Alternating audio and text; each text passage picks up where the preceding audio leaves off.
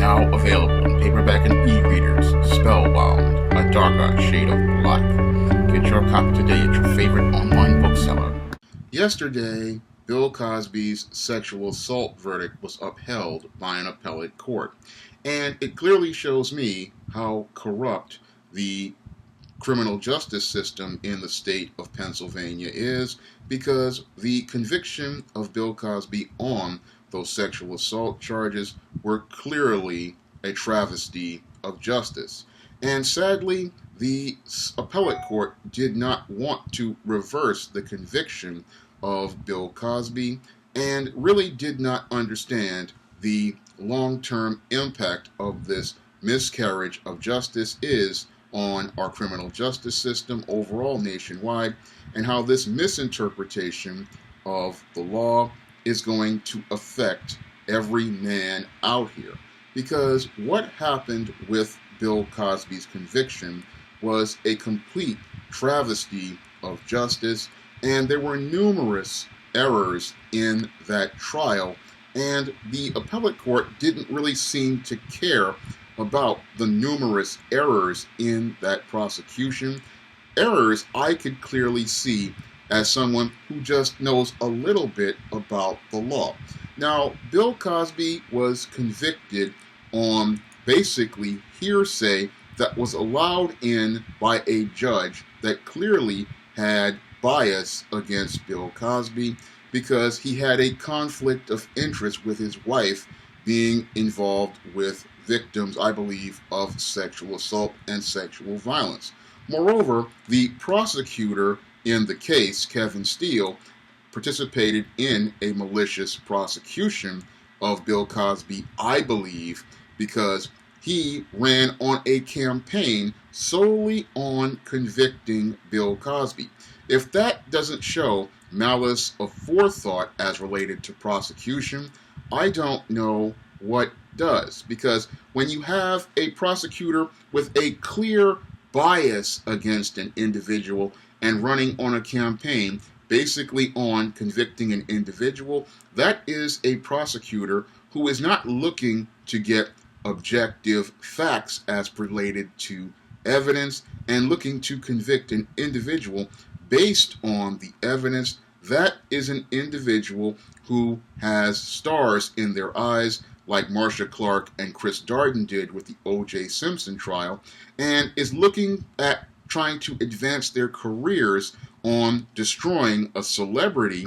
and looking to elevate themselves by saying that they wanted to destroy a celebrity. And that's what your Kevin Steele was basically trying to do with this case against Bill Cosby, a case that a previous prosecutor did not even want to pursue because he saw that there was next to no evidence, and there was next to no evidence because Andrea Constand's story was not a consistent story. Moreover, the deposition that your Kevin Steele used was not supposed to be opened, and if that was the case, he also participated in more misconduct, because if this deposition was allegedly supposed to be sealed and was not supposed to be used as evidence against Mr. Cosby, then that evidence had to be thrown out. Unfortunately, because this judge clearly had a case of bias, he decided to let this evidence in addition to letting 5 witnesses testify based on hearsay and not actual facts as related to this case. So there's a whole host of evidence here that this trial clearly had holes in it and was just not done appropriately. And in addition to those errors as related to judicial conduct and judicial procedure, there was also a statement by a juror saying that he just wanted to convict Mr. Cosby as soon as they got to deliberations, which shows me that there was clearly a juror with bias as related to this case. So there's again numerous errors as related to Mr. Cosby's trial. Unfortunately, in the appellate court in Pennsylvania, they don't seem to understand the impact of upholding judicial errors on the overall criminal justice system and the overall American society. Because when you uphold errors like those that were held in Bill Cosby's sexual assault trial, what that does is set a legal precedent for people continuing to participate in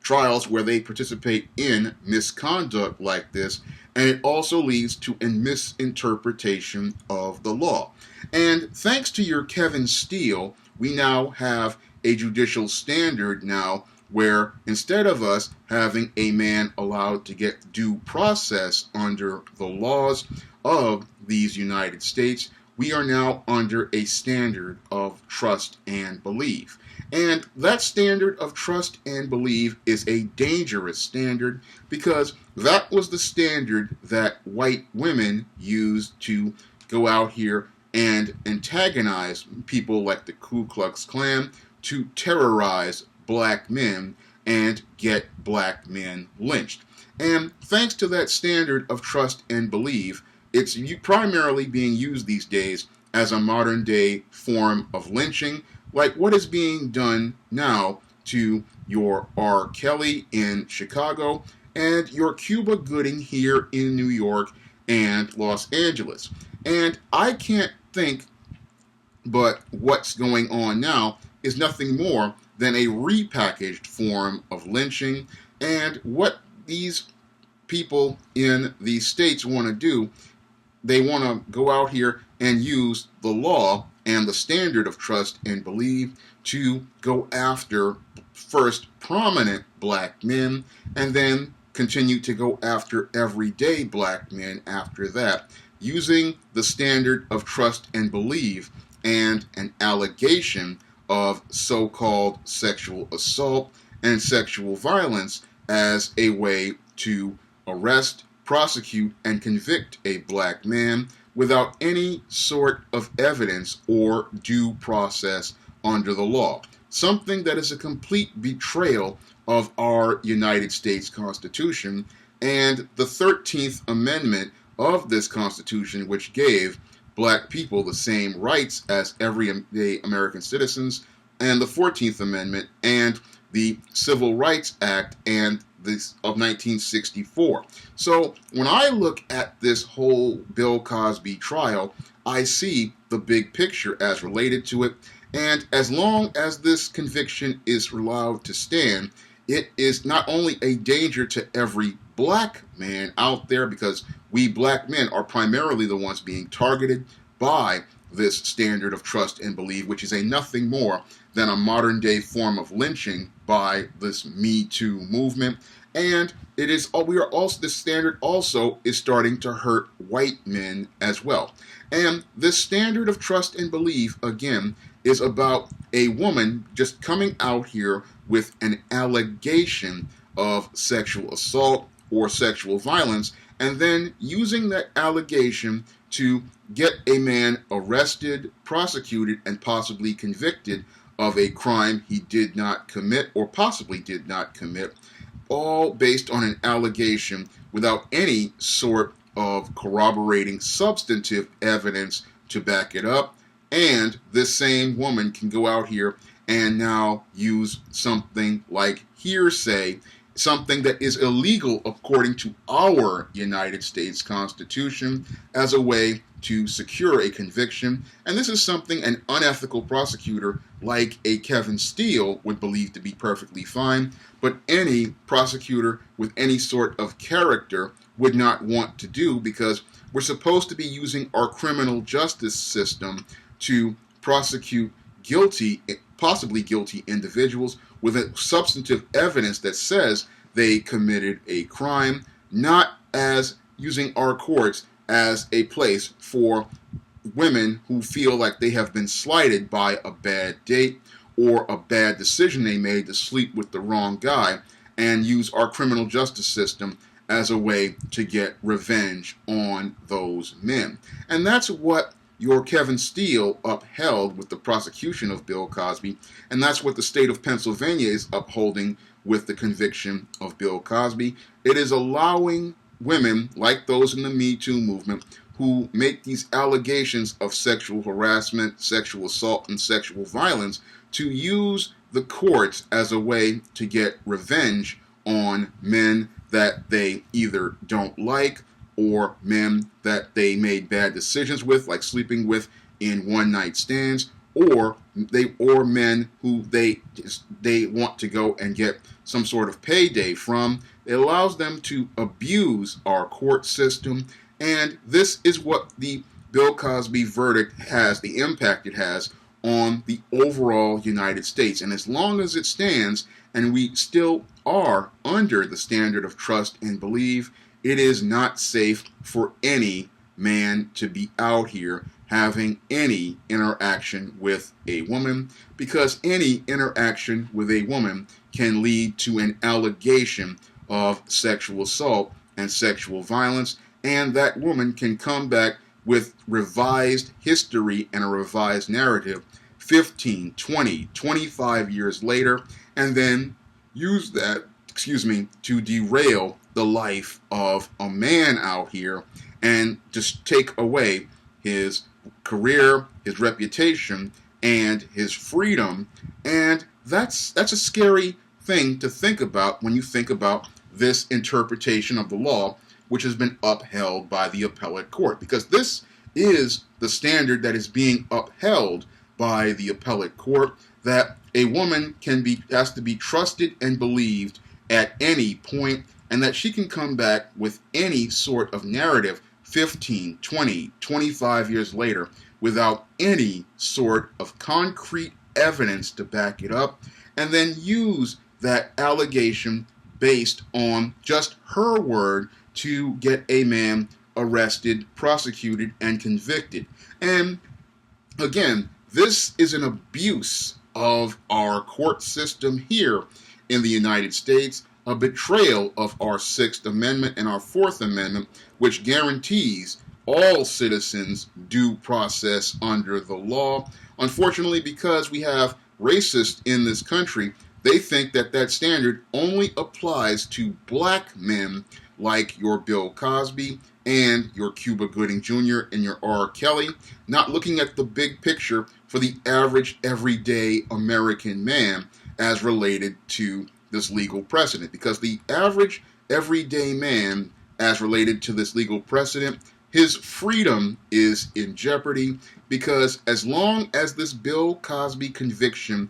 remains the law of the land, every man out here is possibly at risk for being arrested, prosecuted, and convicted, all based on the word of a woman, all because she says so. And that's a very scary precedent when you really think about it. And what's really sad here is that the appellate court didn't really think about it. They were so caught up in their feelings subjectively about Bill Cosby that they could not see objectively about the standard of law. And as someone who objectively sees the standard of law as related to this appeal and related to this case, it's a very scary interpretation of the law as I see it. Because when you have an appellate court so caught up in its feelings about a celebrity that they cannot see the facts as related to the law and the prosecutorial misconduct of Kevin Steele, that's the scary thing about this whole ruling against Bill Cosby. Because anybody who understands the law, again, sees all of the numerous prosecutorial errors, all of the numerous errors on the bench from the judicial side, and also sees that biased juror in the jury pool and sees why this case needs to be overturned. But because people are so caught up in race and destroying a black man, they can't see the evidence right in front of them. But I see the evidence in front of me, and I see scary times for America, because as long, again, as this standard is established by a certain political party, then we are not going to see men engaging in society. Because most men these days, thanks to this verdict now are changing their behavior. And in this era of Me Too, most of those men are now avoiding contact with women. And thanks to those men avoiding contact with women, what is happening now is we are now starting to see less men going out dating, less men going out to bars and restaurants, less men going out to clubs, and less men even thinking about things like marriage or starting a family. So this legal precedent, it's going to have a lasting impact on American society, a society that already is struggling with low birth rates as related to the overall country. And this verdict compounds that damage overall, because what this verdict does is it takes all of the incentive for men to get involved with women away, because most men are not going to put their freedom at risk just to get involved with a woman. So a lot of people think that this is just about getting Bill Cosby, but what they don't understand is you are getting American society as well, and that the damage you're doing to American society is actually worse these days, because this verdict is cutting off all contact between men and women. And what your racists are doing, because they're so caught up in their feelings about Bill Cosby, is they cannot see how this is overall impacting the overall American society. Because if men do not feel safe about initiating contact with a woman, then you are not going to get people out here going out to social events like bars and restaurants. You're not going to get people to go out here and date and marry. And those people are not going to go out here and have children. And that's all because of this verdict, which most people don't think about as having any sort of impact. But when I take a critical examination of this Bill Cosby conviction, I see the big picture as related to this Bill Cosby conviction. And this Bill Cosby conviction, as long as it remains on the books, will be just as devastating to America as your Plessy versus Ferguson or the Dred Scott case. But in this case, instead of making things separate but unequal as related to race, it is going to make things as separate and unequal as related to gender. And men are going to cut off their resources and their time away from women, because in this era of Me Too, most men, again, fear losing their freedom, all because a interaction with a woman is turned into an allegation of sexual violence or sexual assault. So in order for a man to protect his freedom, what he's going to do to stop those type of allegations is stop having contact with women and minimize his interactions with women as related to the workplace, and cut off all social contact with women. And again, your Kevin Steele, he's celebrating his so-called victory as related to trying to destroy America's dad, but he doesn't understand, again, the big picture, because Bill Cosby is not fazed by this, but who is being hurt by this miscarriage of justice are the American people. And your Kevin Steele, while he celebrates his so-called victory, he can't see how he destroyed American society the same way the courts destroyed black America and white America with the Dred Scott case and the Plessy versus Ferguson case, and led to corruption. And most people really need to look at what political party was behind this, because as they go to the polls next year, you need to think about what party was behind this, because that same party is the one in Washington participating in the same type of behavior. So you really need to think about that before you go to the polls, because the same people who want to prosecute Bill Cosby are the same people who are impeaching your president. If you'd like to see me make more videos like this, you can donate to my Patreon, my PayPal, or my Cash App by clicking the links in the description box. And if you want to try some of my SJS Direct publications, you may do so by clicking the link to Amazon.com. That's all I have to say for this video. You can comment, rate, and subscribe. Now available in paperback and e-readers, Spinsterella. Discover the dark side of love in this goth and lovely romance with Spinsterella. Get Spinsterella in paperback and e-readers at your favorite online bookseller today.